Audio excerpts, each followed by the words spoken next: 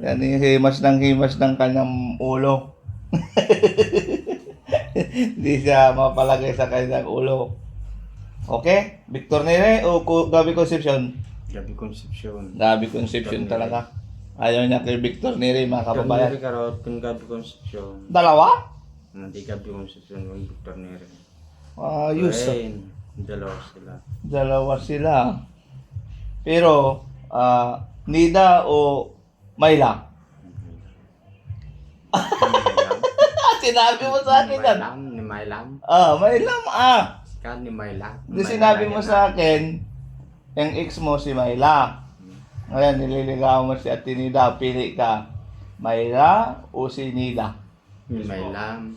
Mayla ka? Mailam, son Mailam. Hindi akin yun. Sa'yo, sinabi mo sa akin dati. Sa'yo atin Mailam. Sinabi mo sa akin, Kuya Oliver, ex mo yun. Ni Mailam. Mayla. Tatak lagi ni balasan yung penang ide ni Mailam din. Napintas di balasang? Bakit tatayon ni Mailam? Bakit? Bakit mo? Bakit? Hindi ko bakit yun. Tanda na yun. Ugod na. Ugod-ugod na. Si Mayla pa lang sinasabi daw, ugod-ugod na kaya ayaw niya. Kala ko bata pa yung Mayla. Ugod-ugod na pala. Pero si Ate Nina, kamusta naman? Binigyan mo ng bulaklak. Sinubuan ka ng mais. Sinubuan mo ng cake. Ay, aba. Guwapito. Ayos, Victor Neri kung Gabi Concepcion. Jakam. Ha? Victor Yakam Neri. mo. Gabi Concepcion, Victor Neri. Ikaw yon. Malde, ikaw, si Alex. Alex ko, nagan mo.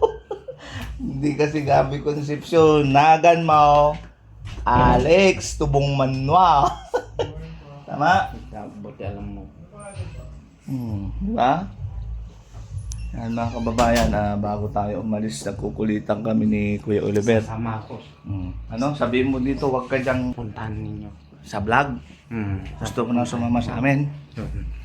Pag mag-vlog, hindi puro kain ha. Hindi pa tayo naka-vlog, kain na. Sama si natin si Pandam. O ikaw lang. Hindi ko alam kung saan. Sige, bihis ka na doon ha. Mga kababayan, sasama na naman po si Kuya Oliver sa mission po natin. Ito, nagpe-prepare na yung mga kasama natin kasi paalis tayo ngayon kasi may mga schedule po tayo na mga tutulungan. Kaya yun mga kababayan, ito lang po yung update natin. Alam niyo naman, everyday may update tayo sa mga pinupuntahan natin. The same time, ina-update natin yung mga kasama natin din dito. Like sila Kuya Oliver kasi alam niyo naman mga kababayan, si Kuya Oliver ay malapit na pong umuwi yan. Diba? Ayaw lang po namin ng magbanggit kung ano yung dahilan bakit bawal na sila dito sa bahay ni Daddy Frankie. Nakakalungkot man isipin, pero ganun talaga ganun talaga. Wala po tayong magagawa dahil yun yung kagustuhan nila. At sabi ni Daddy Frankie, ayaw niyang mapunta at malagay sa alangan. Kami din po na team niya, ayaw din namin mapunta sa alangan mga kababayan. Kaya syempre kung ano yung utos ng kinakaukulan ay doon po tayo. At hindi po tayo yan against sa gusto nila. Yun nga lang nakakalungkot mga kababayan, yung mga ibang matutulungan natin, imbis na madala po natin dito sa bahay ni Daddy Frankie. Kasi para mas mabilis yung paggaling nila, makulture sila, mapaliguan, mapakain sa tama. Kaso hindi na po natin magagawa yung mga kababayan. So nakakalungkot talaga na isipin, di ba? Siguro mga kababayan, may mga idea na kayo kung bakit at kung sino. Alam niyo na, basta ayaw po natin magbanggit. Ayaw natin banggitin. Pero siguro nararamdaman nyo na rin kung ano po yung tunay na dahilan ng hindi na pwede magdala ng mga beneficiary or mga dapat tulungan pa ni Daddy Frankie.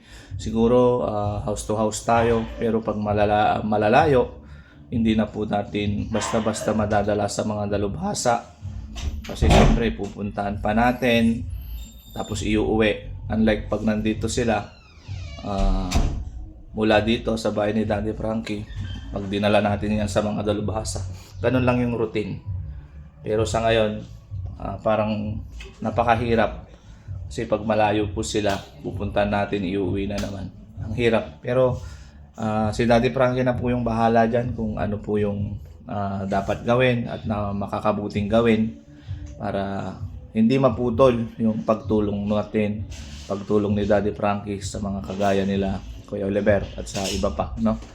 Yun lang po, konting update lang po sa mga beneficiary na nandito na mapapauwi na po sila. Kaya wala na po tayong shelter. Bahay na po ito, wala na po shelter. Yun po, yun lang yung update natin. Salamat dahil naiintindihan nyo yung bawat nangyayari, naiintindihan nyo yung mga ginagawa ng team, naiintindihan nyo yung ginagawa ni Daddy Frankie. Ganun po talaga mga kababayan. Gustuin man natin na magpatuloy yung ganito na pag may mga depression, iuwi sa bahay para nga po, sabi ko nga po, para makulture sila, mapakain ng tama, mapaliguan. Parang ngayon, hindi na ari yung gawin natin ganon. Pero, syempre hindi pa rin titigil Daddy Frankie at ng team para tumulong sa mga katulad ng mga natulungan natin. Ganon po yung senaryo. Yun lang mga kababayan. Basta lagi po namin sinasabi, maraming salamat po sa inyong lahat, sa mga suporta nyo po sa amin, sa team po namin, lalong-lalo na kay Daddy Frankie. Kayo po yung dahilan, bakit nangyayari to, ba't may ganap na ganito, ba't marami po tayo natutulungan. Yun lang mga kababayan, mahal po namin kayong lahat.